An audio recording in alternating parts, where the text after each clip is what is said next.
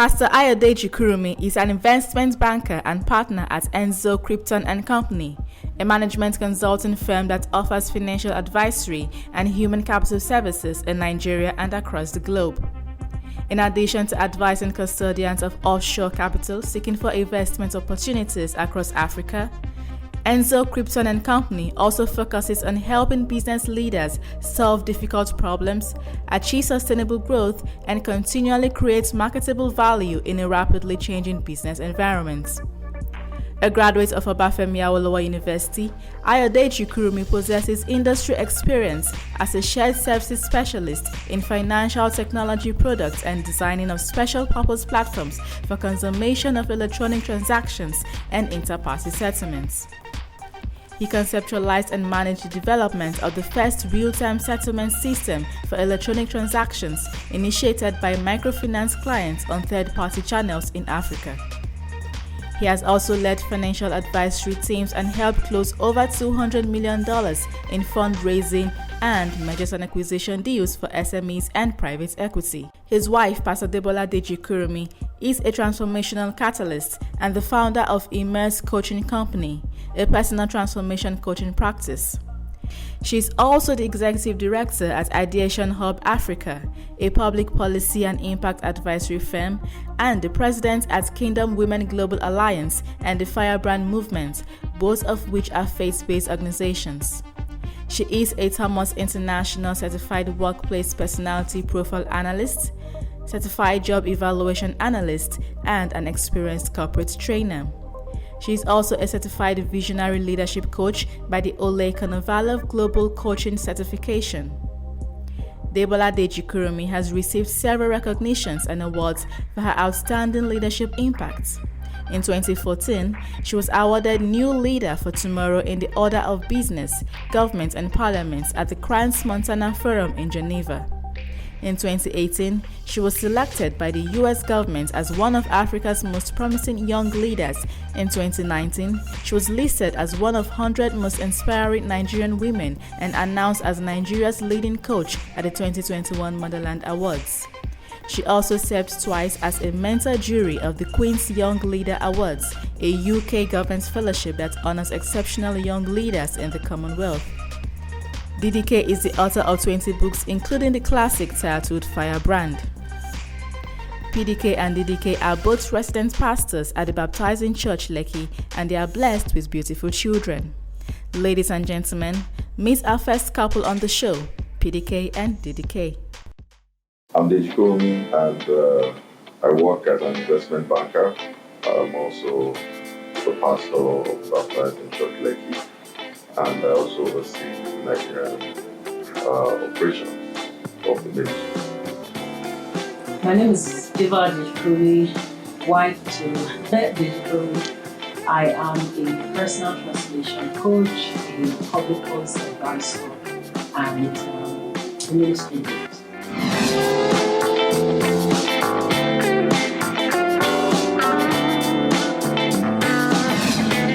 Well, childhood was very eventful. I was born to the home of Mr. and Mrs. Kurunmi. My dad was a geologist, I think one of the finest in his profession. My mom was a civil servant with the Oyo State government, rose to become a director. So generally, we had what you could probably refer to as a middle class, upbringing. And my mom ensured that she did all within her power to ensure that we got the right exposure, as it were, to the fear of God. That's the way I say it. So she introduced us to God and did everything to ensure that we were brought up with the knowledge of the fact that indeed there is a divine being who cares for us, and from whom we came and from whom we need to connect to, and was pretty much in charge of our lives. And so I think that fear of God really kept me throughout my journey, even prior to fully committing my life to God. But I could see that nurturing, ensured that I didn't go overboard in that sense. Well, in my own opinion.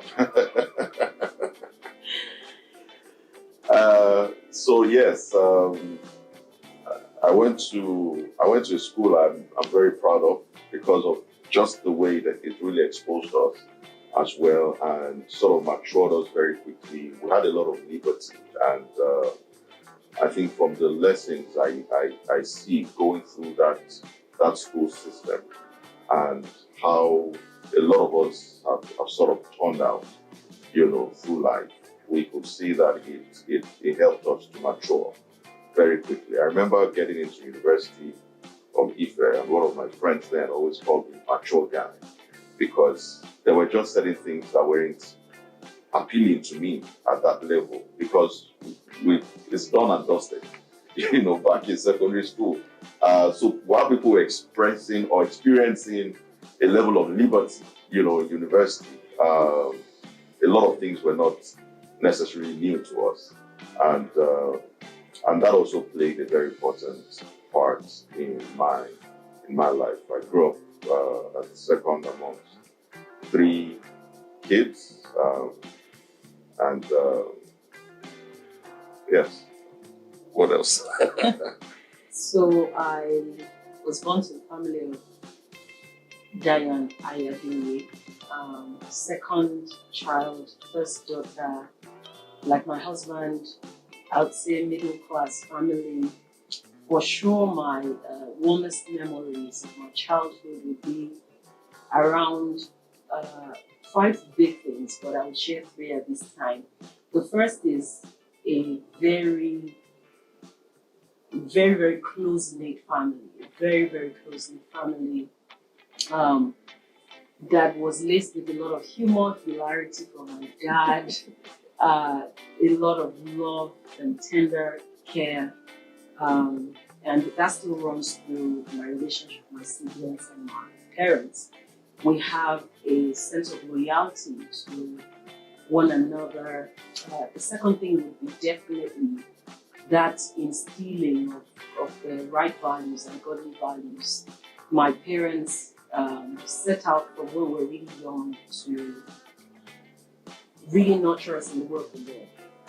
And I remember that how I used to communicate, especially with my dad, was through scriptures. You know this little Gideon's Bible. At the back of it, you have all these different life experiences and scriptures that go with it. So if you're happy, they say in joy, in pain, if you're in need of something, desiring prayers, and all of this. So if I watch my father's emotions and it looks a certain way, I will go to the back of that Bible and search out the situation of life that I feel describes what was happening to him at that time or how he was looking. And then I'll get out that scripture and write it in full like a letter and give it to him. So in fact, the letters he received gave him a sense of what I thought he was going through. Because he would then go back to the Gideon's Bible and sort of try to find where I got it from. And I remember I sent one to him that had bereavement, because I thought bereavement was when you're unhappy. So he called me and said, "Hey, I'm not bereaved, but what do you think I'm going through?" I said, "You don't look happy." So for sure, there was a great degree of investment in spirituality, and like PDK just said, it really was an investment in the fear of God, that recognition that there was a God who cared about you and to whom you were accountable. A third thing was a very, how do I describe that? A specialized type of attention to each kid's talent and unique gifting. I remember that my dad enrolled me in an art school because he saw that I could draw, and got me books on public speaking from when I was maybe about 9 years old. And I used to read with him. I read Arcade Years of Childhood by Ronnie Shrinker back to back twice. I think from when I was like 9, 10 years old. From when I was 7, he would give me newspapers and get me to talk about what I learned from it, just because he was paying attention to the gifts that he saw. He saw I could speak, he saw that I loved to read, and he saw that I could draw. And he did that for my brother and my sister as well. I've got an elder brother and younger sister. And so there was this non-generalized attention in the way they parented us to what was our interest or our gifts and talents, and sort of seeking to nurture that. In the overall, the most powerful thing that I believe my parents gave me is a very healthy sense of self. I love who I am very much, and I operate from a sense of authenticity. And I really believe it came from how my parents raised me.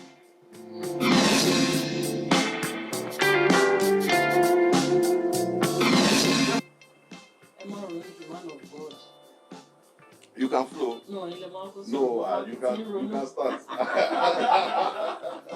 I'll probably fast track. Of course, childhood was very critical. Childhood was very critical. The things I spoke about being introduced to God, early, that was key. Secondly, I would say was my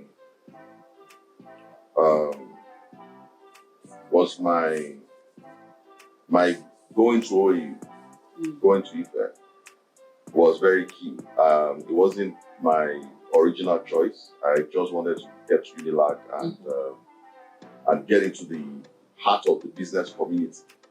But I was like, what's going on in that Ife town? Because from secondary school, I was already thinking about the real world in terms of my ambition and the things I wanted to do. So I felt Unilag was a perfect ground for me to just, to breed and be in the heart of the commercial hub of Nigeria. But one thing or the other, I found myself in Ife. I was wondering, this is a dry town. So I was thinking beyond the university, looking at the environment in which I would be. But that was so critical because that was where I would say I met God, or God seized me, literally the way he seized Paul. And I mean, the events thereafter, I met Pastor Tokwe Bufayo on campus, very charismatic, man of God. He was an enigma. But I think a lot of, so I met the tail end of his ministry as the pastor. Of course, I think still ran through maybe a full session or so. And then Pastor Ega came in and it was something else. Those things really fired me up, as a believer. The community of believers, on campus then, challenging each other's faith and just wanting nothing more than just to thirst and long for God. That was training ground for ministry, really. Yes. At the end of the day, training ground for ministry. So that definitely shaped my life.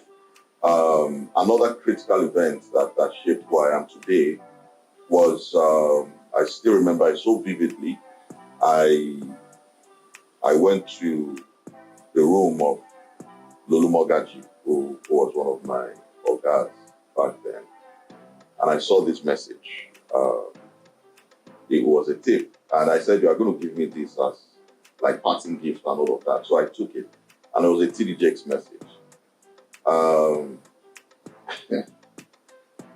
think that was another landmark, event, because that just took me on a different wave, entirely. Having said all that, I think meeting my wife and being introduced to her, of course, we knew each other on campus, but there was a specific introduction of her to me by God that shaped everything. And that was when I started taking deliberate steps to get acquainted with her. Later, I asked her hand in marriage, and of course, the rest is history, as they say today.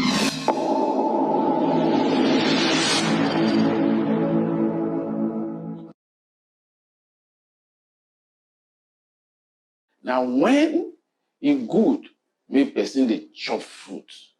Now, when it good, now before the person shop, as person dey chop a main meal, or after person don't chop a main meal, may can use fruit, step and down. Now, which one be the better one? Okay, you want know too? I dey come, I can answer you now.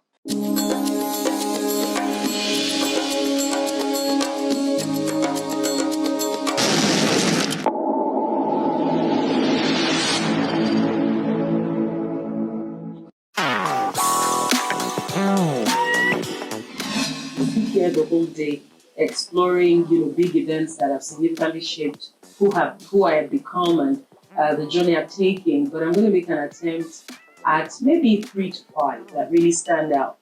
The first would obviously be what we shared about being born to Dayo Ayodeji. It's definitely very strategic attempts that God made at launching me as an arrow of His glory in the world.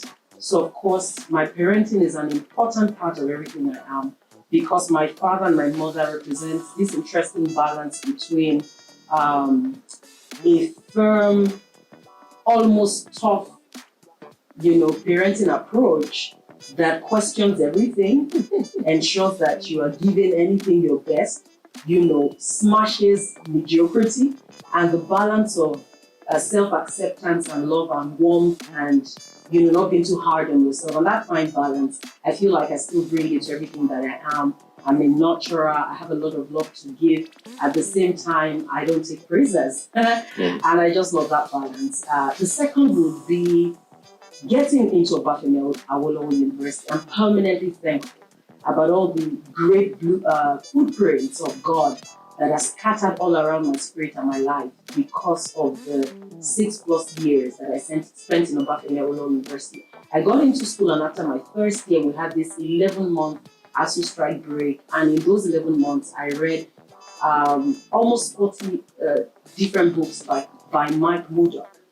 And that accelerated my path, in the discovery of purpose, of destiny, the utility of my gifts, and my calling. And it was after I returned to school after those 11 months break that I started God's Rigorous Network, which ultimately morphed into what is now known as Kingdom Women Global Alliance, which was 10 September of last year.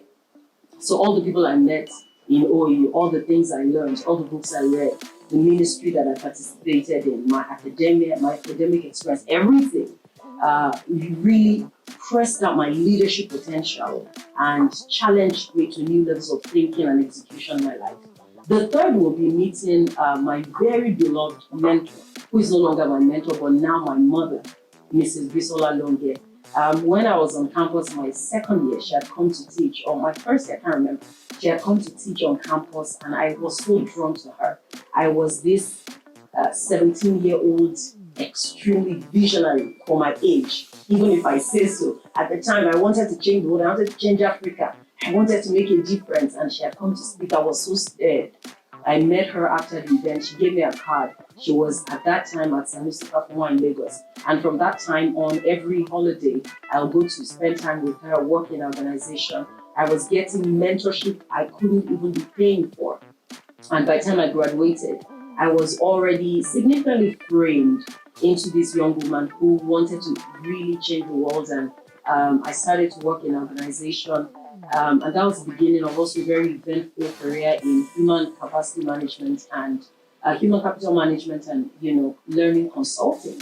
So for sure, Mrs. Bisola Longe and all the things that she put in me, the exposure she offered me, the platforms she gave me, and the mentorship she afforded me still continue to be important in my life today. Number 4 would be the spiritual leadership that I've received from the significant spiritual fathers that God has placed over me, Pastor Shegun Akinke Baje, Pastor Dr. Vincent Arifalo, Pastor Dele and Moria Shumakinde. For sure, if we sat with each of these fathers and what they've done for me and who they mean to me, that is almost like a 20-module curriculum over a year long. So, but I'm thankful for people who see you long before you see yourself, and people who believe in that prophetic destiny that you carry and begin to shape you significantly on that path. Number 5 would be, for sure, meeting and marrying my husband, no kidding, I feel like one of the greatest gifts that anybody can receive is to have a spouse that is just custom made for your calling, for your life, right? I think there are many beautiful things about our relationship, but one of the things I feel is so special about our relationship is this unforced rhythm of grace.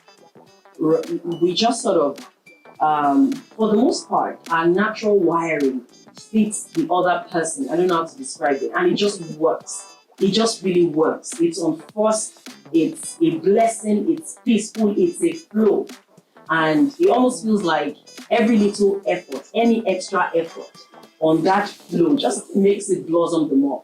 But I think that it's easy for me to love him. I think it's easy for him to love me. I hope so. And that fine balance just creates the atmosphere where you can be undistracted in the pursuit of your God-given calling. I am not naturally wired, for publicity, and I shy away from it. By nature, I don't like attention on myself. I get joy from my work getting attention, not me in that sense. I want to be so disconnected.